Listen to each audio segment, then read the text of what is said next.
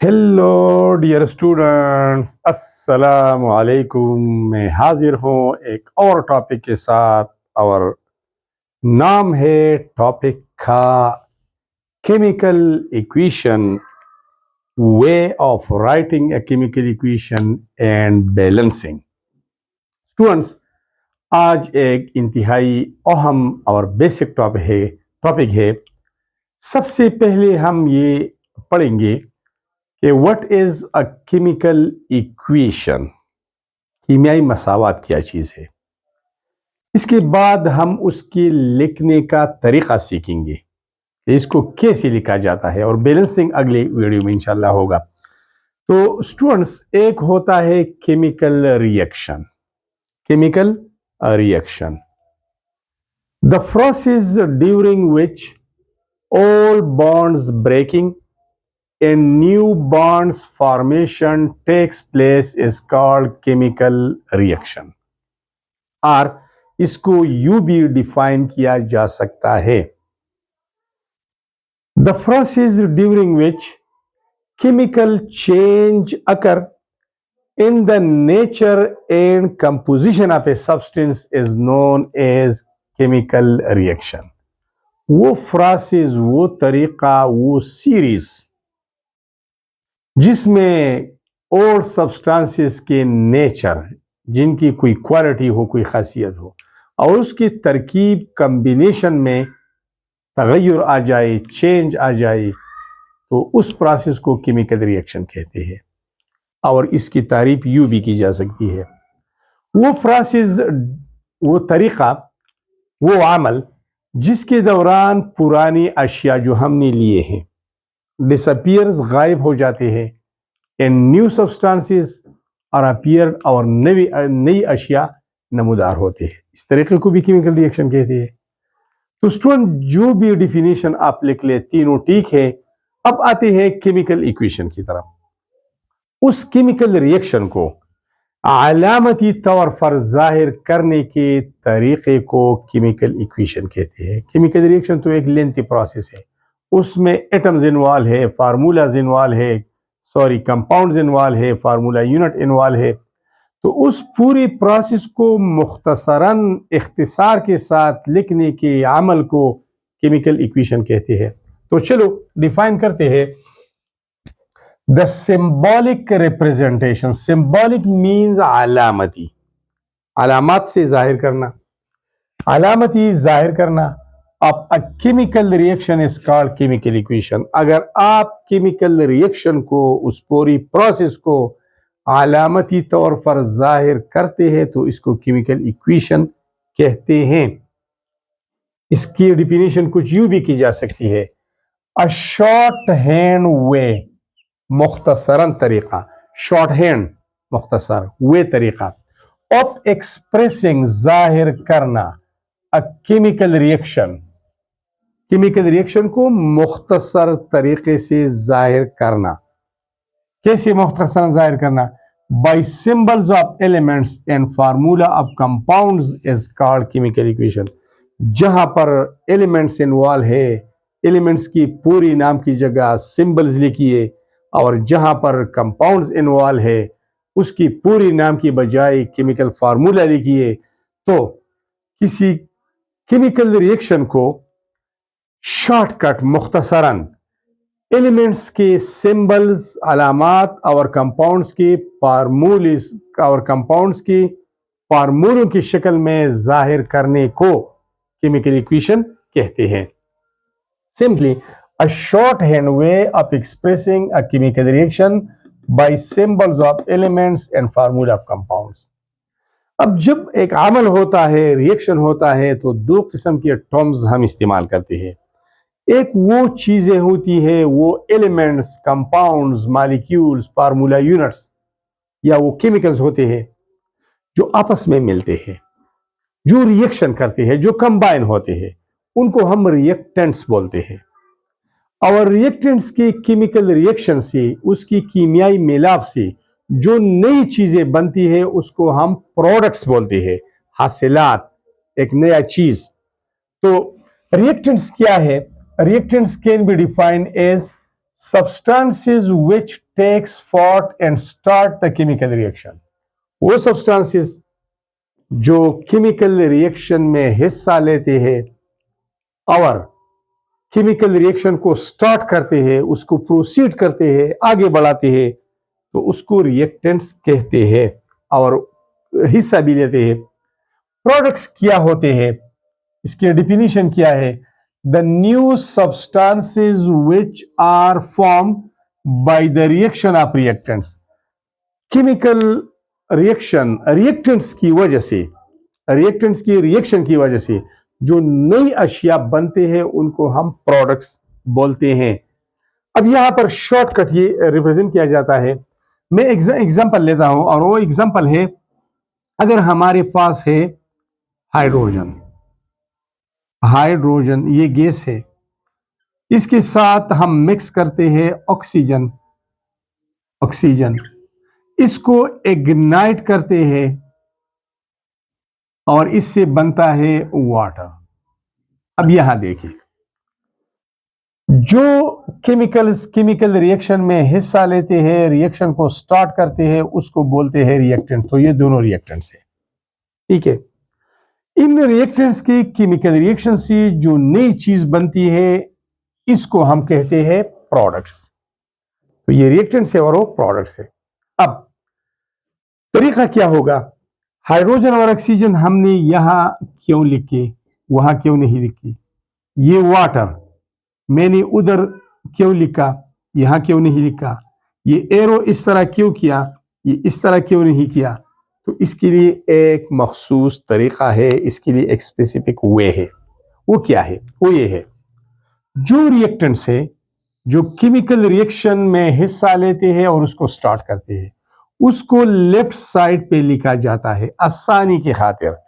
The reactants are written to the left side and the products are written to the right side. Right hand side पे products को लिखा जाता है और ये लेफ्ट साइड है, यहां पर रिएक्टेंट्स और ये प्रोडक्ट्स राइट साइड पे लिखे हैं। तो लेफ्ट साइड पे रिएक्टेंट्स, राइट साइड पे प्रोडक्ट्स को लिखा जाता है। ये एक तरीका है, ठीक है। अब क्या इस तरह हम लिख सकते हैं? ये मैंने बोला कि लेफ्ट साइड पे रिएक्टेंट्स होते हैं, तो ये रिएक्टेंट्स है।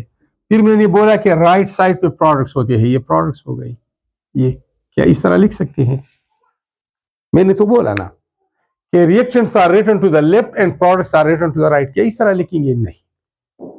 रिएक्टेंट्स और प्रोडक्ट्स के दरमियान गैप होगा, स्पेस होगा, ताकि पता चले कि रिएक्टेंट्स किधर है और प्रोडक्ट्स किधर है। यहां पर एक स्पेस होगा। तो रिएक्टेंट्स और प्रोडक्ट्स को हम सेपरेट करते हैं, इसके दरमियान गैप लाते हैं बाय एन एरो। ये एक तीर की निशान के जरिए हम एक दूसरे से जुदा करते हैं। And the arrow will be pointing from the reactants towards products. ये एरो इस तरह इशारा करेगा कि ये रिएक्टेंट्स प्रोडक्ट्स में तब्दील हो रहे हैं। ये डायरेक्शन ऑफ केमिकल रिएक्शन हमें बताता है। तो यहां पर मैंने लिखा है left side, left hand side पे हमने लिखना है रिएक्टेंट्स को, राइट हैंड साइड पे हमने लिखना है प्रोडक्ट्स को, और एरो खींचना है which is used for separation. Separation के लिए एक एरो ड्रॉ किया जाता है जो पॉइंटिंग करता है फ्रॉम रिएक्टेंट्स टुवर्ड्स प्रोडक्ट्स। अब स्टूडेंट्स आते हैं कि केमिकल रिएक्शन को जो हम इक्वेशन में तब्दील करते हैं, way of writing a chemical equation. Chemical equation की लिखने का तरीका क्या है? तो सबसे पहले जो केमिकल रिएक्शन जारी है वो होता है, तो सबसे पहला point, right the word equation. Equation को अल्फाज में लिखिए। हाइड्रोजन ये अल्फाज लिखिए, ऑक्सीजन ये अल्फाज लिखिए, वाटर ये अल्फाज लिखिए। अल्फाज में लिखना है।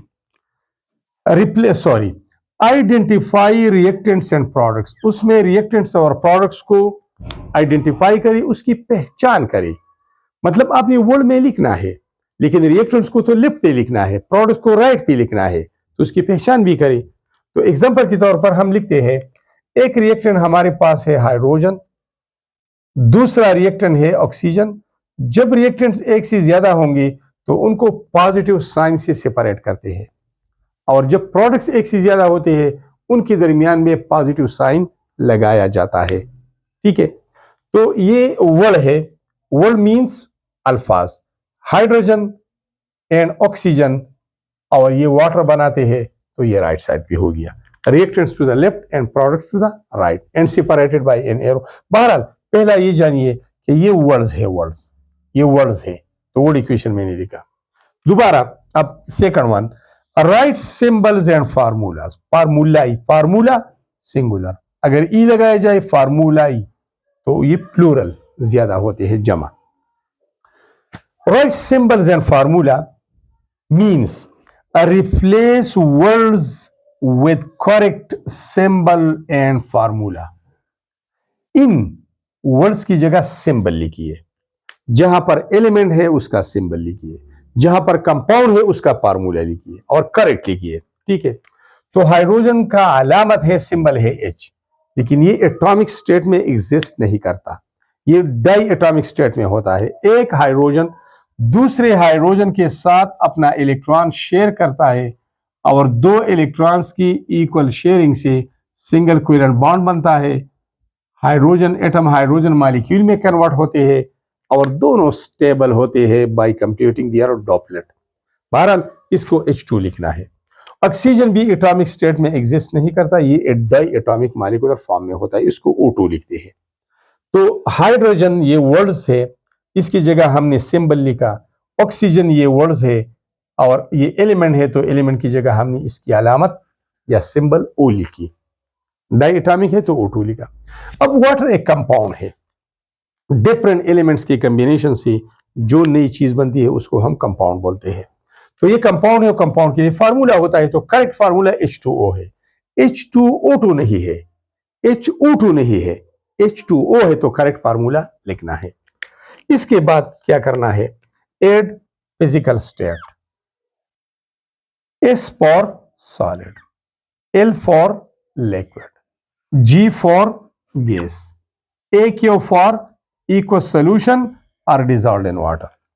अब इन सिंबल्स के साथ पैरेंथेसिस में क्या ऐड करना है, फिजिकल स्टेट।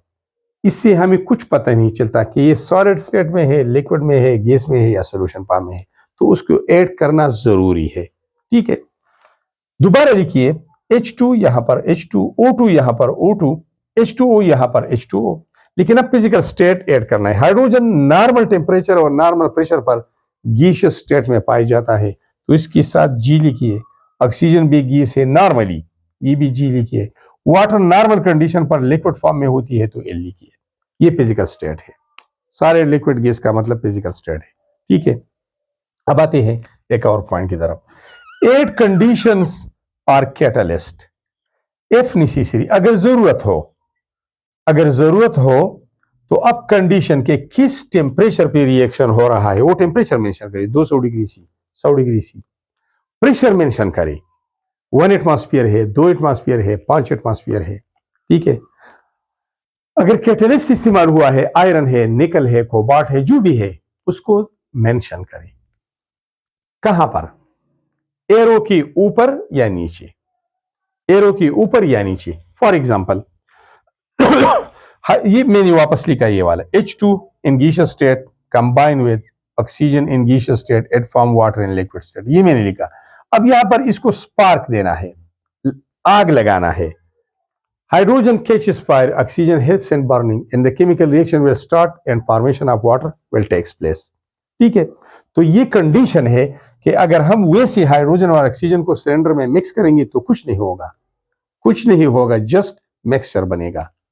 ठीक है, तो स्पार्क से ये रिएक्शन होगा, ये भी हो गया। लास्ट में make sure that the equation is balanced.